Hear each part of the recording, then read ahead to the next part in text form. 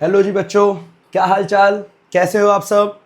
CA foundation वाले बच्चों, ये क्लास आपके लिए बहुत खास रहने वाली है और बहुत यादगार और बहुत इम्पॉर्टेंट भी रहने वाली है। पूछो क्यों, ऐसा क्या करने वाले हैं सर आज।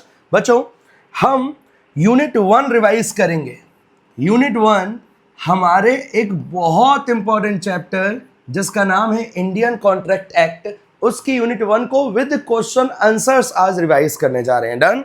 आप प्लीज डिटेल में पढ़ने के लिए बुक को रेफर करना और अभी जो मैं आपको नोट सिखाऊंगा इसको आप रेफर करना फटाफट तरीके से। क्या करने के लिए? रिवीजन, है ना। आप अपने एंड पे धीरे धीरे करके चीजों की रिवीजन खत्म करते हुए चलो और मैं भी कोशिश करूंगा आपको बहुत सारे टॉपिक रिवाइज करवा दें। चलो बच्चों, बिना टाइम वेस्ट करे हुए हमारी क्लास शुरू करते हैं। और सबसे पहले जो भी है यूनिट 1 के अंदर हम डिटेल में बात करते हुए चलेंगे, जितना सामने लिखा हुआ है सारी बातों को समझते हुए चलेंगे। डन। अगेन बच्चों, दिस इज रिवीजन, है ना। आप इसे डिटेल मत मानना, डिटेल के लिए अलग से बात करना। बच्चों सबसे पहले कॉन्ट्रैक्ट की बात करता है। कॉन्ट्रैक्ट मेरे ख्याल से हमने पहले भी रिवाइज कर रखा है, लेकिन एक बार फिर कर लेते हैं। कॉन्ट्रैक्ट क्या होता है? कॉन्ट्रैक्ट होता है an agreement which is enforceable by law. कोई ऐसा एग्रीमेंट जो किसके द्वारा इन्फोर्सिबल हो गया? लॉ के द्वारा। तो उस कॉन्ट्रैक्ट को, उस एग्रीमेंट को बोलते हैं कॉन्ट्रैक्ट। मतलब कॉन्ट्रैक्ट में दो बातें हैं, एक एग्रीमेंट और दूसरी इन्फोर्सिबिलिटी। ठीक है, ये बात हमने बोली है सेक्शन 2H ने। बच्चों ये बात 2H में लिखी हुई है। अगली बात एग्रीमेंट। अब काम का वर्ड है हमारे लिए एग्रीमेंट, तो लिखता है an agreement is enforceable by law if it is made by the free consent of the party who are competent to contract। ये बात इसने डेफिनेशन के फॉर्म में नहीं लिखी है, बस बता रहा है कि एग्रीमेंट कैसे होता है। तो एग्रीमेंट वो होता है जो लॉ के द्वारा इन्फोर्सिबल होता है। यहाँ पे पार्टियों की फ्री कंसेंट होती है और वो पार्टियां जो आपस में कॉम्पिटेंट है कॉन्ट्रैक्ट करने के लिए। कॉम्पिटेंट का मतलब होता है योग्य है कॉन्ट्रैक्ट करने के लिए। And the agreement is made, और एग्रीमेंट कौन से पर्पज से किया जाता है? लॉफुल पर्पज से। और यहाँ कंसिडरेशन भी क्या होती है? Lawful. And is not expressly declare to be void, और ये वॉइड नहीं होना चाहिए। ये बात बच्चे अभी मैं सेक्शन 10 में फिर से पढ़ाऊंगा। सेक्शन 10 की एसेंशियल एलिमेंट को गिनवा रहा था, ये एक तरीके से शॉर्ट में लिखा हुआ था, हम इसे डिटेल में पढ़ेंगे आगे जाकर। ठीक है, all the contract are agreement. ये लाइन हमारे लिए एमसीक्यू के लिए भी काम की और वैसे क्वेश्चन भी काम का है। भाई सारे एग्रीमेंट कॉन्ट्रैक्ट नहीं होते, लेकिन क्या सारे कॉन्ट्रैक्ट एग्रीमेंट रहते होंगे? हाँ, all contract are agreement but all agreement are not contract, क्योंकि एग्रीमेंट एक वाइडर टर्म है जिसके अंदर सोशल और डोमेस्टिक कॉन्ट्रैक्ट भी, एग्रीमेंट भी आते हैं, लेकिन सिर्फ वही वाले जो लॉ के द्वारा इन्फोर्सिबल होते हैं बड़े होकर कॉन्ट्रैक्ट बन पाते हैं। इस वजह से सारे एग्रीमेंट जरूरी नहीं है कि वो कॉन्ट्रैक्ट बन जाए। All agreements, all contract are agreement but all agreements are not contract, ये बात अपने को आती थी। Agreement lacking any of the above said characteristic, ऐसे एग्रीमेंट जिसमें ऊपर वाले कैरेक्टरिस्टिक नहीं है, आर नॉट कॉन्ट्रैक्ट, हम उन्हें कॉन्ट्रैक्ट का नाम भी नहीं दे पाएंगे। तो एग्रीमेंट में अगर lawful object, lawful consideration, party का कॉम्पोनेंट नहीं, अगर ऐसी कुछ चीजें नजर नहीं आ रही तो वो एग्रीमेंट का एग्रीमेंट रह जाएगा, वो कभी कॉन्ट्रैक्ट बन पाएगा बेचारा नहीं। ठीक है, अ कॉन्ट्रैक्ट। फिर अब बच्चे आगे जाकर वॉइड और वॉइडेबल का मतलब बता रहे हैं। पता है ये वाले ये समरी नोट्स ये मैंने कहाँ से करे हैं? ये इंस्टीट्यूट के, हमारे आईसीआई के सीए फाउंडेशन के इंस्टीट्यूट के जो समरी नोट्स हैं वहीं से मैं करवा रहा हूँ। तो सब कुछ इंस्टीट्यूट का ही मटेरियल है, कुछ भी ऊंचे नीचे नहीं मिलेगा ना। जो लिखा होगा, सत्य लिखा होगा, इंस्टीट्यूट का ही है। लिखता है a contract ceases to be enforceable by law. एक कॉन्ट्रैक्ट वॉइड की डेफिनेशन बता रहा है। एक कॉन्ट्रैक्ट लॉ के द्वारा इन्फोर्सिबल नहीं बचेगा तो उस कॉन्ट्रैक्ट को क्या नाम बोल देते थे? Void contract. और ये बात कहाँ लिखी थी? 2I के अंदर। फिर बेटा 2I, दोनों तरफ 2I लिखा हुआ है बेटा, 2J और 2I होता है, तो ये गलत है, कोई बात नहीं, आप ठीक कर लेना। बट एन एग्रीमेंट, ये आपके इंस्टीट्यूट का ही कंटेंट है, फिर से कह रहा हूं। But an agreement which is enforceable by law at the option of one party, एक ऐसा एग्रीमेंट जो एक पार्टी के ऑप्शन पे इन्फोर्सेबल है but not at the option of the other, लेकिन दूसरे के ऑप्शन पे इन्फोर्सेबल नहीं है, ऐसे कॉन्ट्रैक्ट को हम लोग कहा करते थे वॉइडेबल कॉन्ट्रैक्ट। तो वॉइड जो इन्फोर्सिबिलिटी खो बैठा, और वॉइडेबल जो एक पार्टी के ऑप्शन पे वॉइड है बट नॉट, एक पार्टी के ऑप्शन पे वैलिड है but not at the option of other party. तो एक के ऑप्शन पे वैलिड, एक के ऑप्शन पे ऐसा कोई ऑप्शन ही नहीं है दूसरी पार्टी को, तो ऐसे कॉन्ट्रैक्ट को कहते हैं वॉइडेबल। आपने पढ़ रखा है वॉइडेबल, वो fraud, coercion, misrepresentation, undue influence, इन सारी चीजों की वजह से होता है। ये सब आप पढ़ोगे सेक्शन 15, 16, 17, 18 यूनिट 3 के अंदर। ठीक है सर, यहां तक की बातें क्लियर है? Okay sir. आगे बच्चों लिखा हुआ है ऑफर एंड एक्सेप्टेंस। जो जो लिखा हुआ है हम पढ़ते हुए चलते हैं। Offer, offeror undertakes to do or to abstain from doing. Offeror वो जो ऑफर दे रहा है, वो अंडरटेक कर रहा है, वो कह रहा है कि मैं कुछ करूंगा या कुछ करने से रुकूंगा। A certain act, if the offer is properly accepted. अगर आपने ऑफर एक्सेप्ट कर लिया तो मैं कुछ करूंगा या कुछ करने से रुकूंगा। आप बोले तो offer may be expressly made or may be even by implied by the conduct of the offeror. Offer express भी हो सकता है और इम्प्लाइड भी हो सकता है, बात हमारे को पता है, but it must have intention and B capable of creating legal relation. लेकिन ध्यान रहे वो ऑफर जब भी वैलिड ऑफर कहेगा रहेगा जब वहां पे लीगल रिलेशन क्रिएट करने की इंटेंशन हो। The terms of offer must be certain or at least be capable of being made certain. जो भी टर्म्स एंड कंडीशन है वो सर्टेन होनी चाहिए या सर्टेन हो जानी चाहिए, या तो सर्टेन है या तो सर्टेन हो जानी चाहिए, कुछ भी हो हमारे को इससे कोई फर्क पड़ने वाला नहीं है। ठीक है, ओके सर, आप यहां तक ये पेज हमारे समझ में आ गया, समझ में आ गया होगा? Yes sir. आगे देखते हैं बच्चों, आगे क्या लिखा हुआ देखना। अब अगेन कुछ समरी फॉर्म में ही मैं फिर से बार बार एक ही बात कह रहा हूं बच्चों, दिस इज समरी। ये मैं 1-1.5 घंटे के अंदर आपको सारा निपटवा दूंगा। यूनिट करने में हमारे को 10-12 क्लासें लगी थी और मैं अभी 1-1.25 घंटे में करवा दूंगा, तो जाहिर सी बात है शॉर्ट में लिखा हुआ मिलेगा।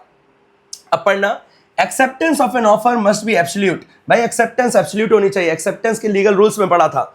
एंड अनक्वालिफाइड, अनक्वालिफाइड का मतलब बेटा कोई कंडीशन नहीं होनी चाहिए। And must be according to the prescribed और यूजुअल मोड। मैंने जैसे बोला था एक्सेप्टेंस वैसे ही आनी चाहिए। If the offer has been made to a specific person, अगर मैंने ऑफर किसी स्पेसिफिक पर्सन को दिया then it must be accepted by that person, तो वही पर्सन उसे एक्सेप्ट कर सकता है। ये स्पेसिफिक ऑफर हो गया या फिर you can say special offer हो गया। स्पेशल ऑफर सिर्फ वही बंदा एक्सेप्ट कर सकता है जिसको ऑफर मिला, लेकिन जो जनरल ऑफर होता है, but general offer may B accepted by any person. General offer तो कोई भी एक्सेप्ट कर सकता है, लेकिन स्पेशल ऑफर सिर्फ वही बंदा एक्सेप्ट कर सकता है जिसको वो मिला था। ठीक है, ये वाली बात भी सर समझ में आ गई? ओके बच्चों, गुड। आगे कम्युनिकेशन ऑफ ऑफर। भाई ऑफर और एक्सेप्टेंस दोनों कम्युनिकेशन होना चाहिए। और तो और जब ऑफर रिवोकेट हो जाएगा या एक्सेप्टेंस रिवोकेट हो जाएगी तो इस बात का भी कम्युनिकेशन होना चाहिए। इस बात के लिए याद करो बच्चों, आप लोगों ने सेक्शन 4, सेक्शन 3 ये सारी चीजें पढ़ रखी है डिटेल में। तो लिखता है communication of an offer is complete when it comes to the knowledge of the offeree. भाई ऑफर जब भी कंप्लीट माना जाएगा जब ये ऑफरी की नॉलेज में आएगा। गौरीदत्त लालमैन वाली बात है ये। दूसरा, communication of an acceptance is complete as against. अभी ये बात है बेटा, यहां की बात ही नहीं है, ये सेक्शन 4 की बात है, ध्यान से पढ़ना। As against the offerer, offerer मतलब जो ऑफर दे रहा है, ऑफरर के अगेंस्ट जब होगा when it is put into the course of transmission to him, जब उसको लेटर भेज दिया गया। एंड एज अगेंस्ट, तो जैसे ऑफरर के अगेंस्ट जब उसने लेटर भेज दिया, लिखा हुआ है when it is put into the course of transmission to him. And against communication बच्चे एक्सेप्टेंस का चल रहा है, ध्यान से। एंड अगेंस्ट द एक्सेप्टर, और एक्सेप्टर जिसने हाँ बोला उसके अगेंस्ट कब होगा? When it comes to the knowledge of the offerer. तो बेटा ये हमने पहले भी बात करी थी, मैं आपको फिर से बता देता हूं। देखो ये ऑफरर है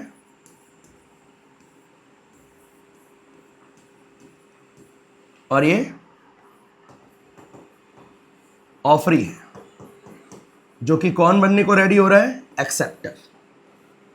बेटा ध्यान सुनना, ऑफर कब कम्युनिकेशन होगा वो पहले लिखा हुआ था, when it comes to the knowledge of the offeree, खत्म। फिर अब बच्चों बात है एक्सेप्टेंस की, तो बात तो पहले ये क्लियर करो, एक्सेप्टेंस देगा कौन? एक्सेप्टेंस देगा हमारा प्यारा एक्सेप्टर। तो ऑफरर के अगेंस्ट, ऑफरर के अगेंस्ट, इसके अगेंस्ट, इस बंदे के अगेंस्ट कब कंप्लीट माना जाएगा? जब ऑफरी बोले तो एक्सेप्टर ने लेटर को क्या कर दिया? सेंड, और अब उस एक्सेप्टर के कंट्रोल में नहीं है लेटर को रोक पाना, तो माना जाएगा भेजा उसने, लेकिन इसके अगेंस्ट कम्युनिकेशन कंप्लीट माना जाएगा। अब इसके हिसाब से सोचते हैं, इसके अगेंस्ट कब कंप्लीट माना जाएगा? जब इसको मिल जाएगा। ये लिखा हुआ है बच्चों, एक बार देखना यहाँ पे, फिर से मैं दिखा देता हूं आपको, ध्यान से पढ़ना। एंड अगेंस्ट एक्सेप्टर, एक्सेप्टर मतलब इधर वाली पार्टी, एक्सेप्टर के अगेंस्ट कब? When it comes to the knowledge of the offerer, जब किसकी नॉलेज में आ जाएगा? ऑफरर। ऑफरर के हिसाब से, ऑफरर के अगेंस्ट जब वो लेटर भेज देगा, और उसके हिसाब से कब? जब उसकी नॉलेज में आ जाएगा। बस खत्म। मेरे ख्याल से बच्चों समझ में आ गया होगा, काफी इजी था। यस सर, काफी इजी था और ये रिवाइज भी हो गया, अच्छी बात है। अब बच्चों अब हम कम्युनिकेशन करेंगे किसका? रिवोकेशन का। मैंने ऑफर दिया, मैं ऑफर वापस ले रहा हूं, मैंने आपने एक्सेप्टेंस दिया, आप एक्सेप्टेंस वापस ले रहे हो, तो इसका कम्युनिकेशन कब होगा? Of an acceptance, of an offer और एक्सेप्टेंस इज कंप्लीट कब? लिखता है it is completed as against the person making it. अब मेकिंग इट का मतलब वो जो भी बंदा वो दे रहा है, एक्सेप्टेंस दे रहा है तो एक्सेप्टेंस रिवोकेट हो रही है, ऑफर दे रहा है तो ऑफर रिवोकेट हो रही है, तो कब होगी? As against the person making it when it is put into a course of transmission, जब लेटर भेज दिया गया so as to be the out of power to the person making it, और अब ये उसके कंट्रोल में रोक पाना नहीं है। तो लेट से मैंने आपको ऑफर दिया, अब मैं ऑफर को रिवोकेट कर रहा हूं, तो मेरे अगेंस्ट पता है कब कंप्लीट होगा? जब मैंने लेटर भेज दिया और अब मेरे रोक पाना पॉसिबल नहीं है। ऊपर वाले टॉपिक में मेरे अगेंस्ट जब होता था जब मैं उसके लिए बोलता था, इस वाले टॉपिक में मेरे अगेंस्ट जब होगा जब मैं मेरे लिए बोल रहा हूं। ये बात ध्यान रखना है ना। आगे, and against the person to whom it is made, अब ये आपकी बता रहा है, मैंने आपको ऑफर दिया था, अब मैं वो रिवोकेट कर रहा हूं। तो पहले मेरी बात मेरे अगेंस्ट कब हुआ? जब मैंने लेटर भेज दिया, मेरे कंट्रोल में नहीं है रोक पाना। आपके अगेंस्ट कब होगा? जब when it comes to his knowledge, जब आपकी नॉलेज में आएगा। तो बच्चों अगर मैं सम अप करके बोलूं ना, अगर आपको ध्यान रखना है तो ध्यान क्या रखना वो सुनना। कहां गया? अगर मैं बात करूं नॉर्मल ऑफर की, तो ये तो बहुत इजी था, communication when it comes to the knowledge of the offering. बात करूं मैं ऑफर की, ऑफर की नहीं, एक्सेप्टेंस की। तो बेटा एक्सेप्टेंस में ध्यान रखना, जब ऑफरर की बात लिखोगे तो अंदर पॉइंट में एक्सेप्टर का जिक्र होना चाहिए। एक्सेप्टर ने लेटर भेजा, उसके कंट्रोल में नहीं रोक पाना। और जब एक्सेप्टर की बात होगी तो लेटर मिल चुका है, नॉलेज में आ चुका है किसके? ऑफरर के। मतलब ऑफरर के लिए बोलोगे तो एक्सेप्टर की बात, एक्सेप्टर के लिए बोलोगे तो ऑफरर की बात, ये बात थी। लेकिन जब रिवोकेशन की बात चलती है तो लेट्स से एक्स था और वाई था, एक्स ने वाई को ऑफर दिया था, अब एक्स रिवोकेट कर रहा है, तो एक्स रिवोकेट एक्स के अगेंस्ट कब होगा? एक्स के अगेंस्ट जब होगा जब एक्स ने लेटर भेज दिया। और वाई के अगेंस्ट कब होगा? वाई, ये एक्स के अगेंस्ट था, वाई के अगेंस्ट कब होगा? जब वाई को मिल गया। मतलब अभी तक यहाँ अपोजिट पार्टी के हिसाब से सोचते थे, यहाँ सेम पार्टी के हिसाब से सोचते। बस इतनी सी बात। इन चीज़ों को वैसे हमने क्लास में बहुत बारीकी से पढ़ा था, याद आ गया होगा आप लोगों को। अगर डाउट लगे तो मेरे को जरूर बताना, मैं इस पे एक अलग से टॉपिक भी बना दूंगा कम्युनिकेशन के ऊपर। चलिए आगे बढ़ते हैं बच्चों, यहाँ तक की बातें हमारी खत्म हुई। Next, meaning of certain terms. सबसे पहले प्रपोजल बता रहा है, अच्छा हुआ बता दिया।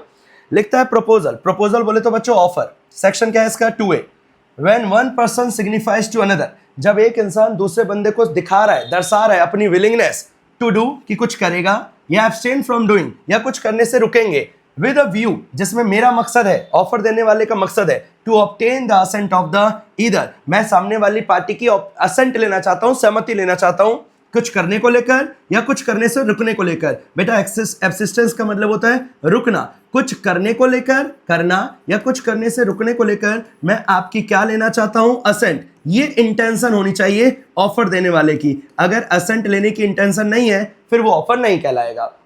मतलब मैं आपको कोई बात बोल रहा हूं लेकिन मैं आपकी कंसेंट नहीं लेना चाहता, फिर वो ऑफर नहीं बनेगा। मैं आपको बता रहा हूं और मैं आपकी कंसेंट भी लेना चाहता हूं, तब वो ऑफर बनेगा। ठीक है, 2A खत्म हो गया।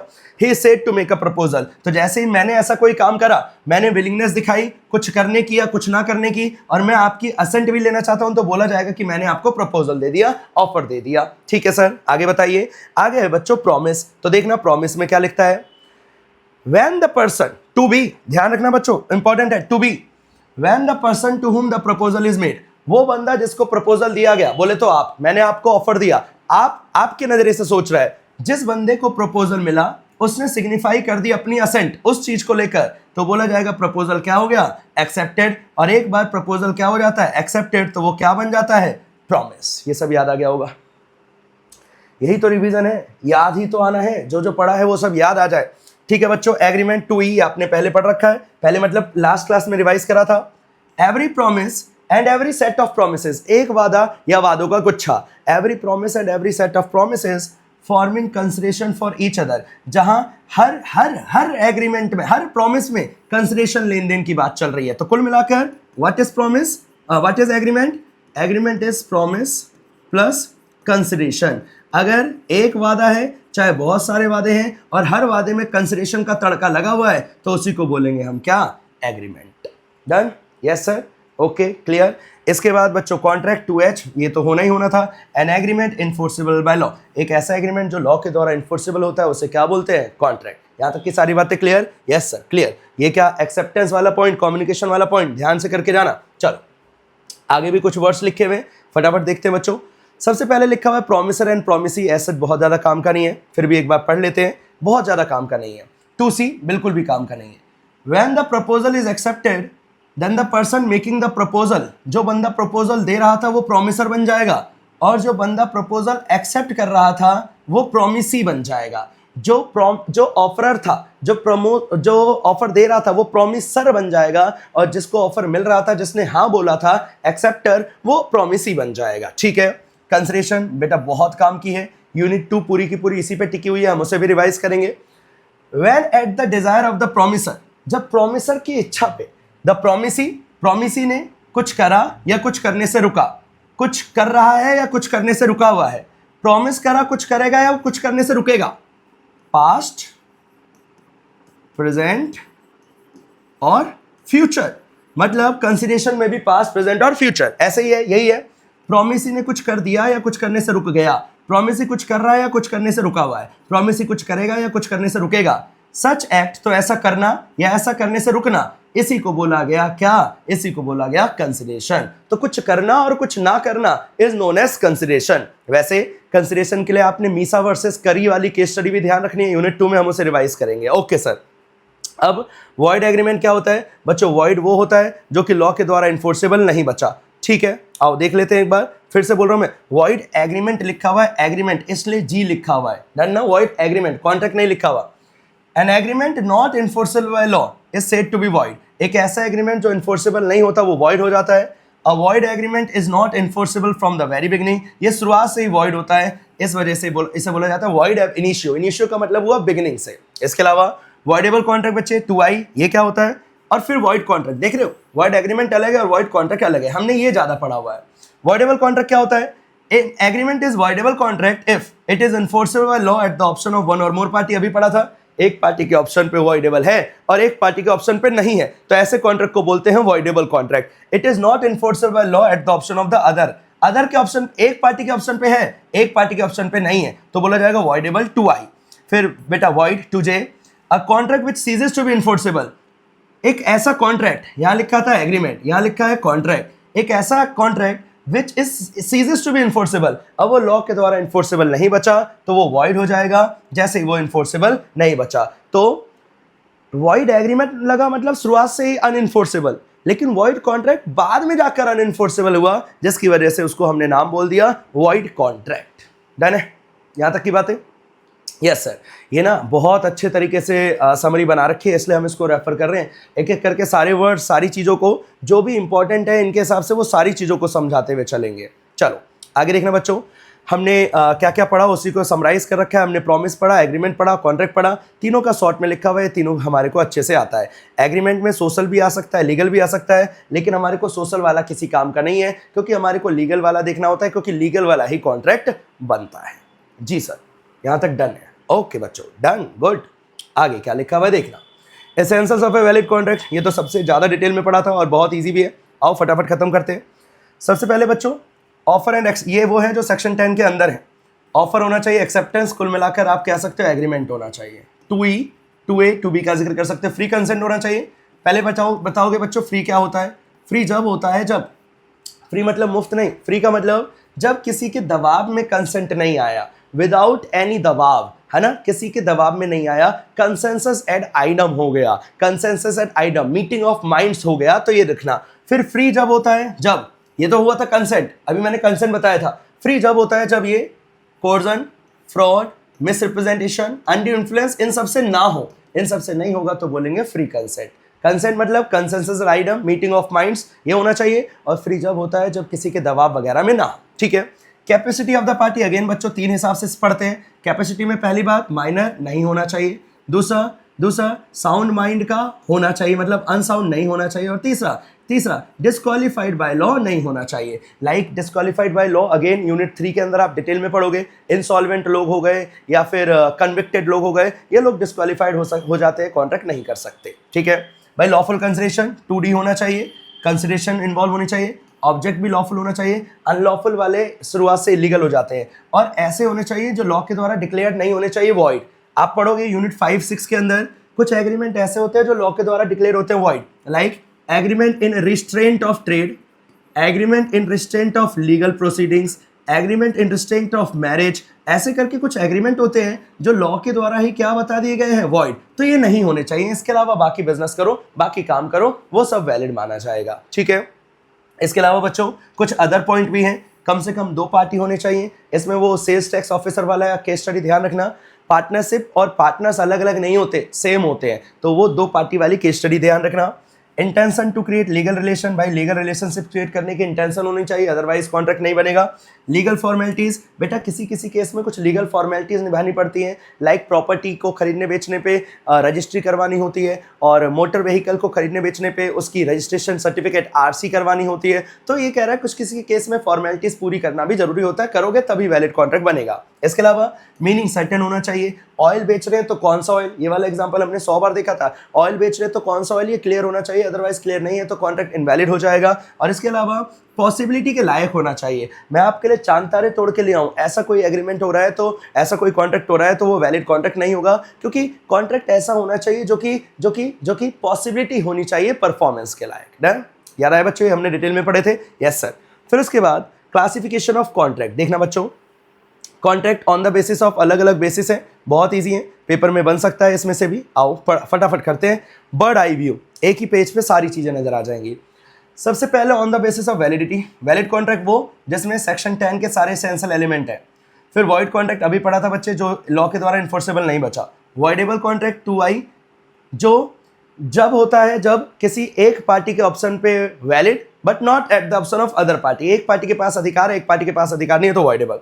इलीगल वो होता है जो लॉ के द्वारा मना होता है। अनइन्फोर्सेबल वो होता है बेटा जिसमें सब कुछ ठीक था, सारी चीजें बढ़िया थी, लेकिन कोई टेक्निकल डिफेक्ट हो गया। टेक्निकल डिफेक्ट का एग्जांपल ध्यान रखना, एब्सेंस इन राइटिंग, लिखित में नहीं था, ये एक टेक्निकल डिफेक्ट होता है, इसकी वजह से भी कॉन्ट्रैक्ट इनवैलिड हो जाता है। ठीक है, अनइन्फोर्सेबल हो जाता है। फिर on the basis of formation express, बेटा बोलकर या लिखकर होता है। ठीक है, इम्प्लाइड जो बिना बोले बिना लिखे होता है, इसके अंदर बच्चों वो टैसिट था, याद करो टैसिट, जिसके अंदर वो फॉल ऑफ हैमर वाला एग्जांपल था और कूली वाली केस स्टडी थी, है ना, ध्यान रखना, ये दोनों ही काम किए। यहाँ पे पार्टियों ने कुछ बोला लिखा नहीं, लेकिन कंडक्ट से पता चल गया कि उनके बीच में कॉन्ट्रैक्ट हो गया। ठीक है, इसके अलावा क्वासी कॉन्ट्रैक्ट, ये असल में कॉन्ट्रैक्ट नहीं होते, यूनिट 6 आप पढ़ोगे, असल में कॉन्ट्रैक्ट नहीं होते, डीम्ड मान लिए जाते हैं contract, like finder of loss goods. पार्टियों की कोई इंटेंशन नहीं थी कॉन्ट्रैक्ट में बंधने की, स्टिल वो कॉन्ट्रैक्ट में बंध जाएंगे, लॉ बांध देगा उन्हें कॉन्ट्रैक्ट में। और ई कॉन्ट्रैक्ट जब इलेक्ट्रॉनिक माध्यम का इस्तेमाल करके ईमेल का या फिर बाकी चीजों का ईडीआई, इलेक्ट्रॉनिक डेटा इंटरचेंज, ये बुक का अंदर का वर्ड बता रहा हूं, इन सब से अगर कोई कॉन्ट्रैक्ट कर रहे हो तो इन कॉन्ट्रैक्ट को बोलते हैं ई कॉन्ट्रैक्ट। ठीक है, फिर परफॉर्मेंस अगेन बच्चों वाला है। एग्जीक्यूटेड जब दोनों पार्टियों ने परफॉर्म कर दिया अपने अपने प्रॉमिस, एग्जीक्यूटेड। फिर अगर एग्जीक्यूटरी जब एक पार्टी का काम बचा है यूनिलेटरल, दोनों काम पार्टियों का काम बचा है तो बाइलेटरल। मतलब यूनिलेटरल और बाइलेटरल किसके पार्ट्स हैं, ये एग्जीक्यूटरी के पार्ट्स हैं, एग्जीक्यूटेड का कोई पार्ट नहीं है, क्योंकि वहां तो दोनों पार्टियों ने अपना अपना काम कर दिया था। बताओ जी, यहां तक की सारी बातें डन। यस बेटा, बने रहो क्योंकि आगे हम क्वेश्चन भी देखेंगे।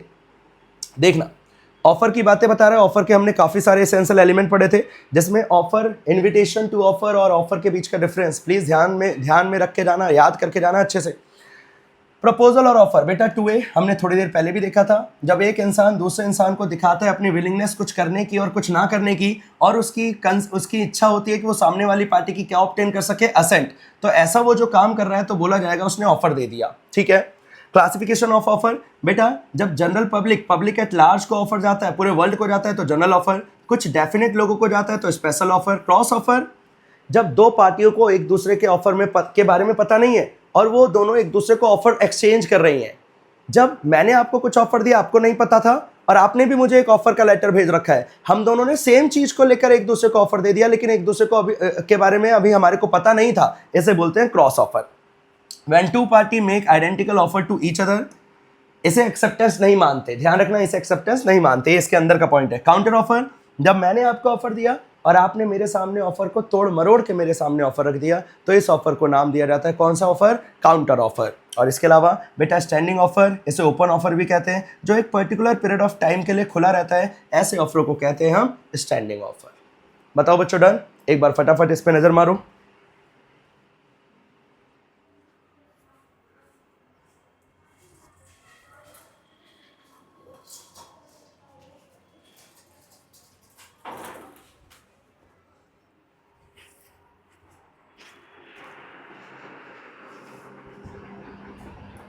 क्लासिफिकेशन ऑफ ऑफर का बच्चों ये वाला पॉइंट क्लियर है? Yes, types of offer basically आप कह सकते हो, पेपर में आ सकता है, इंपॉर्टेंट है।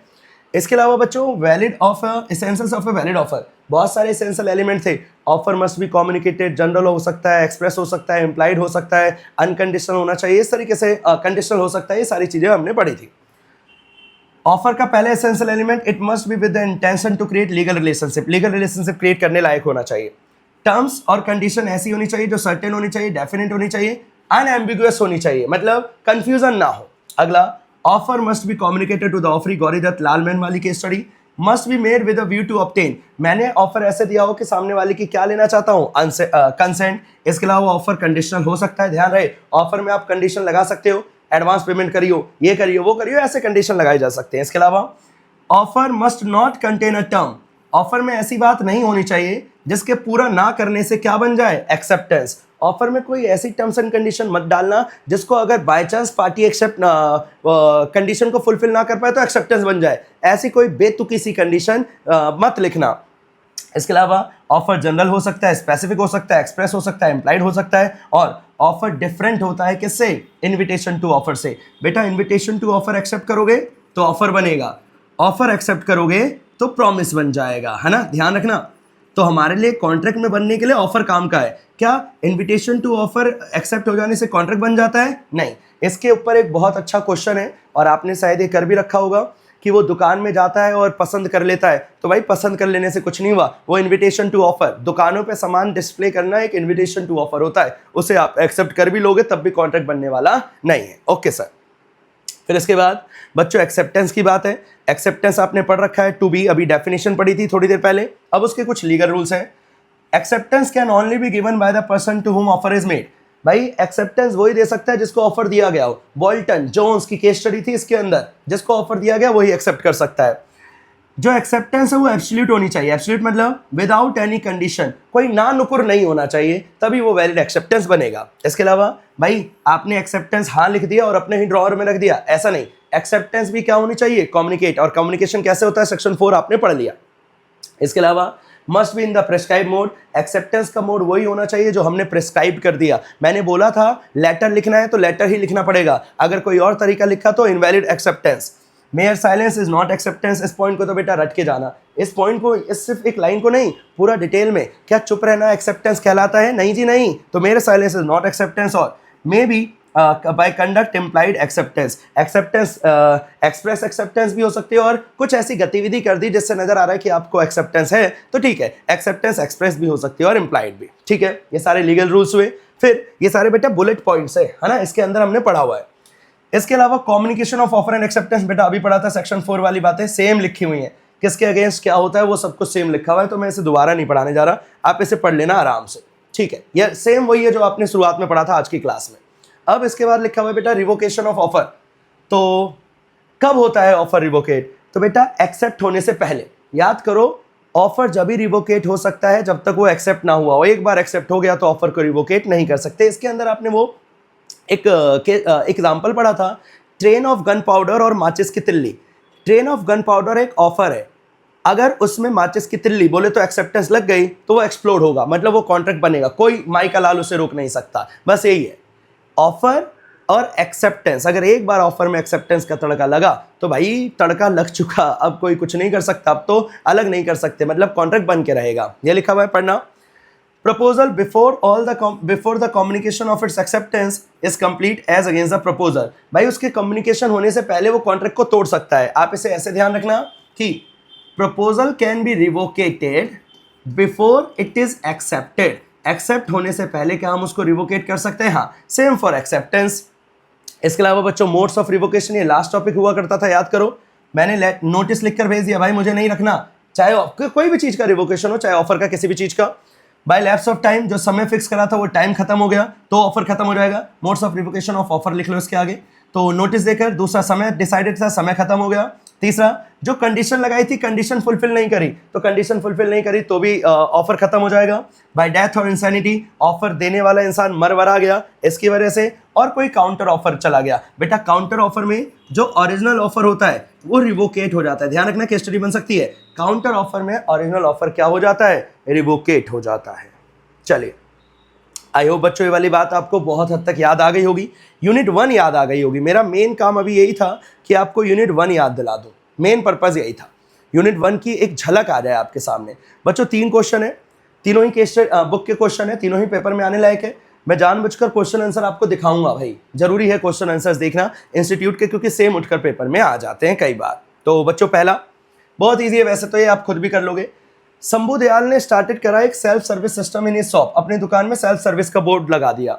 श्रीमती प्रकाश या SMT Prakash enter the shop, took a basket and after taking articles of her choice into the basket reach the cashier. उसने अपने बास्केट में सारा सामान डाला और फिर वो कैशियर के पास पहुंचा पेमेंट के लिए। द कैशियर रिफ्यूजेस, कैशियर ने पैसे लेने से मना कर दिए। अब सवाल ये है, can Shambhu Dayal be compelled to sell the said articles, जो दुकान वाला था क्या वो सामान बेचने के लिए मजबूर है? तो बेटा क्वेश्चन समझ में आ गई होगी। मैंने एक दुकान खोली जहां पे मैंने लिख दिया सेल्फ सर्विस, आप लोग आए, आपने बास्केट में सामान वामान डाला, अब आप पेमेंट करने के लिए आए मेरे पास, मैं बोलता हूं नहीं मैं नहीं बेच रहा आपको, पैसे लेने से मैंने मना कर दिए। तो सवाल है क्या मैं ऐसा मना कर सकता हूं? तो ये रहा इसका आंसर। पढ़ना बच्चों ध्यान से। ऑफर और इन्विटेशन टू ऑफर क्वेश्चन बनने का बहुत ज़्यादा चांस है इस वाले टॉपिक पे, बहुत इंपॉर्टेंट है। मैं पिछले 1.5-2 महीने से ये बात कह रहा हूँ। The offer should be distinguished from an invitation to offer. An offer is the final expression of willingness by the offer to be bound. ये पूरी कहानी बता रहा है कि एक ऑफर फाइनल विलिंगनेस होती है, लेकिन invitation to offer, offer to accept offer होता है, वो नेगोशिएशन हो रहा होता है। लिखा हुआ है by the offer to be bound by his offer should the party chooses to accept. अगर एक बार पार्टी ने एक्सेप्ट कर लिया तो वो फाइनल विलिंगनेस है, फिर वो ऑफर है। Where a party without expressing is final willingness, अगर फाइनल विलिंगनेस नहीं है और अभी टर्म्स एंड कंडीशन भी फाइनल नहीं है, यहाँ पे मैं नेगोशिएट करना चाहता हूँ, तो असल में ये ऑफर नहीं है, ये इन्विटेशन टू ऑफर बनेगा। ठीक है, ये वाली बात समझ में आती है। फिर अब नीचे इस केस स्टडी को डिस्कस कर रखा है, ये पढ़ना। ये ऊपर वाली बात तो हमने पढ़ रखी थी डिटेल में, अब ये वाली बात ध्यान से पढ़ना, इसी पे हमारा आंसर जाएगा। First, the display of article with the price in its self service shop is merely an invitation to offer. ये बात मैंने आपको 100 बार बता रखी है, दुकान में कोई भी सामान दिखाते हैं तो इट इज ऑफर या invitation to offer? Invitation to offer. बच्चों आगे, it is in no sense that an offer for sale, ये ऑफर फॉर सेल नहीं है। The acceptance of which constitutes a contract, offer होता तो कॉन्ट्रैक्ट बन जाता। In this case Shrimati Prakash by selecting some articles and approaching the cashier, देखो यही तो हम बोलते हैं कि क्वेश्चन को थोड़ा सा डिस्कस कर दो, कर दिया discuss. For payment simply made an offer to buy the article selected by the offer. If the cashier does not accept the price, then interested buyer cannot compel him to sell. मतलब क्या Shambhu Dayal compel है, बेचने के लिए मजबूर है? तो answer is नहीं। आप कितना भी वो लगा लो, अपना दिमाग लगा लो, दिल लगा लो, लॉ के हिसाब से आंसर लिखना। लॉ में लिखा हुआ है डिस्प्ले में सामान दिखाना इन्विटेशन टू ऑफर है, तो वो हमेशा इन्विटेशन टू ऑफर ही रहेगा भाई। वो कभी भी आप उसे मजबूर नहीं कर सकते कॉन्ट्रैक्ट को परफॉर्म करने के लिए। ऑफर होता तो मजबूर कर सकते थे, लेकिन इन्विटेशन टू ऑफर में मजबूर नहीं कर सकते। डन, आई होप समझ में आया होगा। जब आप पेपर में आंसर प्रेजेंट करोगे तो बच्चों क्या ध्यान रखोगे? दिस इज प्रोविजन, ये प्रोविजन है। फिर उसके बाद फैक्ट्स को डिस्कस कर देना और लास्ट में जाकर क्या लिख देना? कंक्लूजन, फैक्ट्स एंड एनालिसिस, और इसके अलावा यहाँ पे क्या जाएगा आपका? प्रोविजंस। बस इतना सा क्वेश्चन था, पेपर में 3-4 नंबर आपको दे के जाएगा। अगला क्वेश्चन बेटा बहुत ईजी है, आप इसे खुद से ट्राई करना, पेपर में आ सकता है। अलग अलग ना सिनेरियो बता रखे हैं, whether there is any contract, कुछ एग्जाम्पल बता रखे हैं अलग अलग। लाइक ए ने बी को एंगेज करा कुछ काम करने के लिए, पैसे सी फिक्स करेगा। ए और बी ने प्रॉमिस करा कि वो पढ़ाएगा फॉर मेड सन, अपने नौकर के बेटे को। A takes a seat in public bus, public bus में सीट ले रहा है। क्या ये कॉन्ट्रैक्ट है? हाँ भाई, ये सारे कॉन्ट्रैक्ट है, अलग अलग टाइप के कॉन्ट्रैक्ट है। तो कब कॉन्ट्रैक्ट बनता है, कब कॉन्ट्रैक्ट नहीं बनता, आप नीचे जाकर देख लेना। बस मैं आंसर इसलिए दिखा रहा हूँ, पूछो क्यों दिखा रहा हूँ आंसर? क्योंकि बेटा यहाँ ना सिर्फ लिखा है वैलिड है या इनवैलिड है, अगर बाई चांस ये पेपर में आया ना तो विद रीजन लिखना कि क्यों वैलिड है और क्यों इनवैलिड है, विद रीजन लिख कर आना। तो आप बुकों में देखोगे तो वहां पे सीधा आंसर लिखा हुआ है, लेकिन जब पेपर में आएगा तो आप विद रीजन बताना क्यों वैलिड है और क्यों इनवैलिड है, ध्यान रखना इस बात का। ठीक है सर, एक लास्ट क्वेश्चन और है बच्चों, वो भी देख लो जाते जाते। हट जा भाई, तू हट जा। तीसरा क्वेश्चन ये रहा बच्चों, miss Shakuntala Devi, miss Shakuntala puts an application to be a teacher. याद करो ये क्वेश्चन आपने क्लास में करा था। She was appointed by the trust of the school, उनको अपॉइंट कर लिया गया।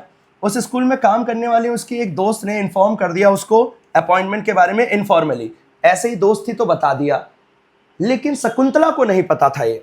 But later due to some internal reason her appointment was cancel.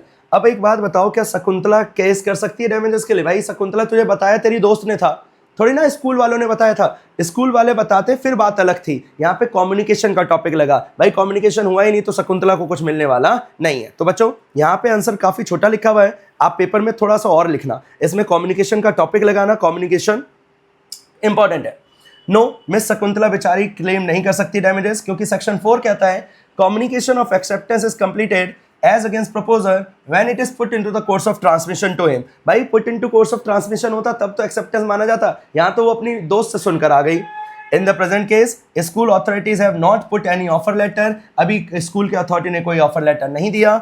Her information from a third person, किसी थर्ड पर्सन से कोई चीज़ पता चल रही है तो ये वैलिड नहीं माना जाएगा, इसे हम कॉन्ट्रैक्ट बोल नहीं सकते। तो आप प्रॉपर तरीके से पहले सेक्शन 4 को कोट करना, फिर क्वेश्चंस की बातों को डिस्कस करना, लास्ट में जाकर कंक्लूजन लिखना, शुरुआत में कंक्लूजन लिखने से बचना। बोलो बच्चों, यूनिट 1 में हमने लगभग हर पार्ट को टच करा, लगभग हर पार्ट को टच करा, जो जो हो सकता था इसके अंदर लगभग वो सारी चीज़ें टच करी। इसके अलावा जो इंपॉर्टेंट टॉपिक आपने लिखे हुए हैं बुकों के अंदर उसे तो अच्छे से पढ़ ही लेना, रिवीजन के साथ ही कोशिश करना 10-15 मिनट लगाकर जहां मोस्ट इंपॉर्टेंट लिखा हुआ है उस पर रुको और उसको एक बार ख़त्म कर लो। ठीक है बच्चों, आई होप ये आपको काफ़ी बेनिफिट देगा ये जो मैं कर रहा हूँ।